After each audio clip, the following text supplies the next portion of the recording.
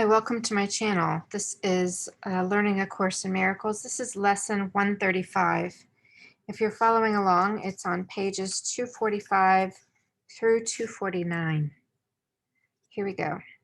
Lesson 135. If I defend myself, I am attacked. If I defend myself, I am attacked. Who would defend himself unless they thought they were attacked, that the attack were real, and that their own defense could save themselves? And herein lies the folly of defense. It gives illusions full reality, and then attempts to handle them as real. It adds illusions to illusions, thus making correction doubly difficult. And it is this you do when you attempt to plan the future, activate the past, or organize the present as you wish. You operate from the belief you must protect yourself from what is happening because it must contain what threatens you. A sense of threat is an acknowledgement of an inherent weakness, a belief that there is danger which has power to call you to make appropriate defense. The world is based on this insane belief, and all its structures, all its thoughts and doubts, its penalties and heavy ornaments, its legal definitions and its codes, its ethics, its leaders and its gods, all serve but to preserve its sense of threat. For no one walks the world in armature, but must have terror striking at his heart. Defense is frightening. It stems from fear, increasing fear as each defense is made. You think it offers safety, yet it speaks of fear made real and terror justified. Is it not strange? You do not pause to ask. As you elaborate your plans and make your armor thicker and your locks more tight, what you defend and how and against what. Let us consider first what you defend. It must be something that is very weak and easily assaulted. It must be something made easy prey, unable to protect itself and needing your defense.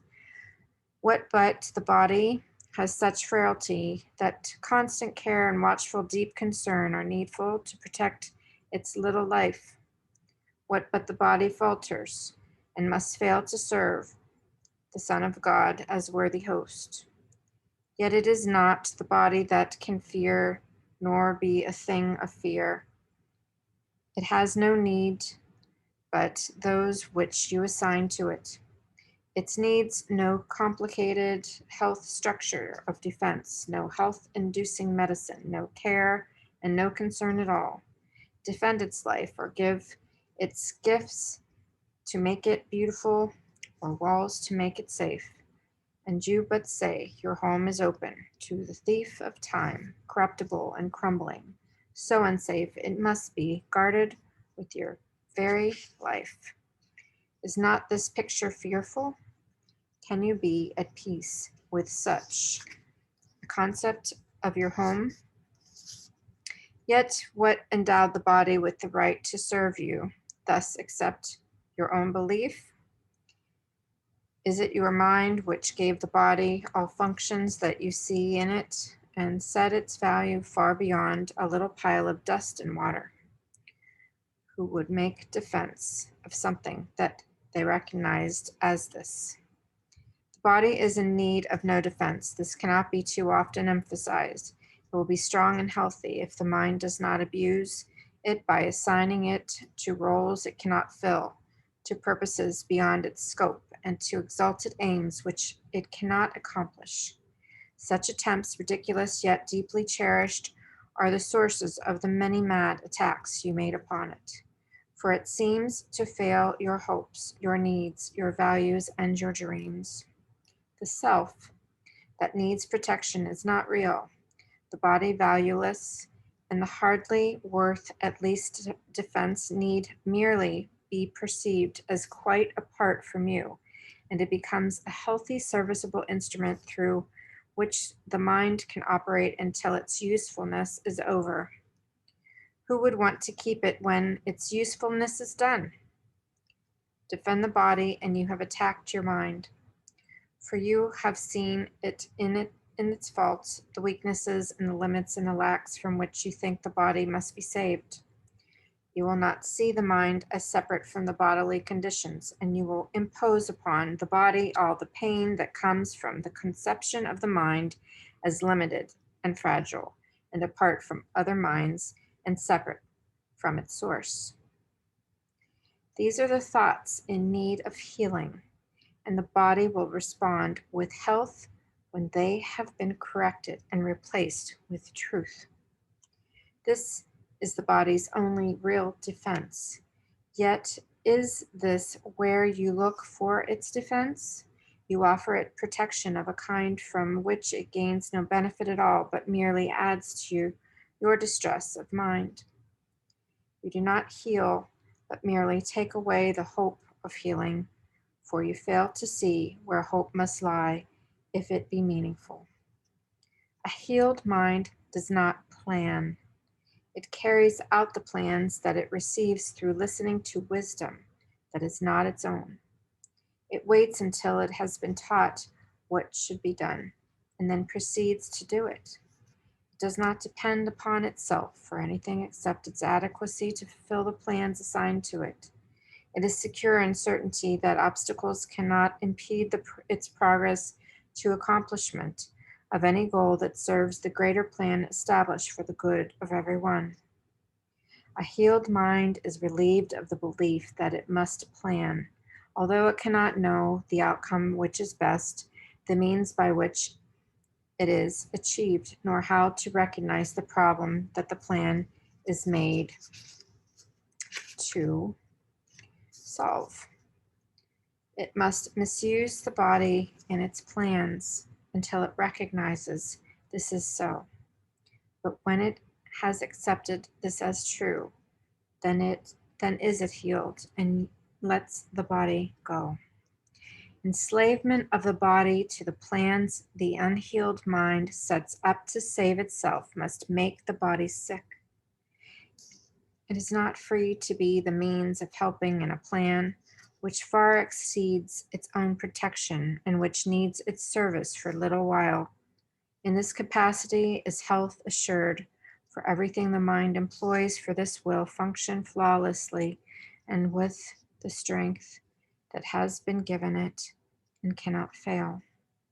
It is perhaps not easy to perceive that self-initiated plans are but defenses, with the purpose of all them were made to realize. They are the means by which a frightened mind would undertake its own protection at the cost of truth. This is not difficult to realize in some forms which these self-deceptions take, where the denial of reality is very obvious. Yet planning is not often recognized as a defense. The mind engaged in planning for itself is occupied in setting up control of future happenings. It does not think that it will be provided for unless it makes its own provisions. Time becomes a future emphasis to be controlled by learning and experience obtained from past events and previous beliefs. It overlooks the present, for it rests on the idea the past has taught enough to let the mind direct its future course. The mind that plans is thus refusing to allow for change. What it has learned before becomes the basis for its future goals. Its past experience directs its choice of what will happen, and it does not see that here and now is everything it needs to guarantee a future quite unlike the past, without a continuity of any old ideas and sick beliefs. Anticipation plays no part at all, for present confidence directs the way. Defenses are the plans you undertake to make against the truth.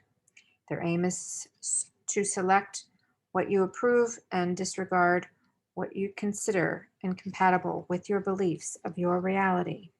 Yet what remains is meaningless indeed, for it is your reality that is the threat which your defenses would attack, obscure, and take apart and crucify. What could you not accept if you but knew that everything that happens, all events, past, present, and to come, are gently planned by the one whose only purpose is your good. Perhaps you have misunderstood God's plan, for God would never offer pain to you. But your defenses did not let you see God's loving blessing shine in every step you ever took. While you made plans for death, God led you. One moment. There, gently to eternal life. Your present trust in Him is the defense that promises a future undisturbed, without a trace of sorrow, and with joy that constantly increases, as this life becomes a holy instant set in time, but heeding only immortality. Let no defenses but your present trust direct the future, and this life becomes a meaningful encounter with the truth that only your defenses would conceal. Without defenses, you become a light which heaven gratefully acknowledges to be its own, and it will lead you on its ways, appointed for your happiness according to the ancient plan begun when time was born. Your followers will join their light with yours, and it will be increased until the world is lighted up with joy. And gladly will our brothers and sisters and people lay aside their cumbersome defenses, which availed them nothing and could only terrify. We will anticipate the time today with present confidence, for this is part of what was planned for us. We will be sure that everything we need is given us for our accomplishment of this today. We make no plans for how it will be done, but realize that our defenselessness is all the required for truth to dawn upon our minds with certainty. For 15 minutes twice today, we rest from senseless planning and from every thought that blocks the truth from entering our minds. Today, we will receive instead of plan, that we may give instead of organize. And we are given truly, as we say. If I defend myself, I am attacked. But in defenselessness, I will be strong, and I will learn what my defense hide. Nothing but that. If there are plans to make, you will be told of them. There may not be the plans you thought you were needed, nor indeed the answers to the problems which you thought confronted you, but they are answers to any and other kind of question which remains unanswered yet in need of answering until the answer comes to you at last. All of your defenses have been aimed at not receiving what you will receive today, and in the light and joy of simple trust, you will but wonder why you ever thought that you must be defended from release. Heaven asks nothing. It is hell that makes extravagant demands for sacrifice. You give up nothing in these times today when undefended you present yourself to your Creator as you really are. God has remembered you. Today we will remember God. For this is Easter time in your salvation, and you rise from what was seeming death and hopelessness. Now is the light of hope reborn in you, for now you come without defense to learn the part for you within the plan of God. What little plans or magical beliefs can still have value when you have received your function from the voice of God Himself?